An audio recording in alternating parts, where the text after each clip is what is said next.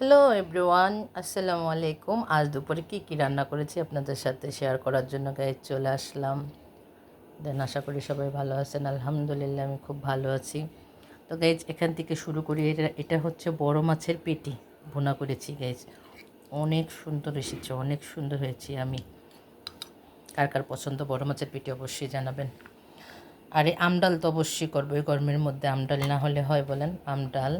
আর এই হচ্ছে ভেন্ডি ভাজি, গুঁড়া চিংড়ি মাছ দিয়ে ভেন্ডি ভাজি করেছি। এই হচ্ছে ডাঁটা দিয়ে আলু দিয়ে ইলিশ মাছ দিয়ে রান্না করেছি। খুব একটা জনপ্রিয় একটা খাবার আমাদের, খুবই ভালো লাগে এটা। তো দেন সাথে সাদা ভাত। তো গাইস এই আজকে রান্না করেছি, দেখেন। এটা তো অবশ্যই খুব মজাদার একটা খাবার, ভেন্ডি ভাজি, মাছের ডিম, এই হচ্ছে ইলিশ মাছ। তো অবশ্যই ভালো লাগলে লাইক কমেন্ট দিতে ভুলবেন না গাইস। কার কার ভালো লাগে এই মাছের পেটিটা অবশ্যই জানাবেন।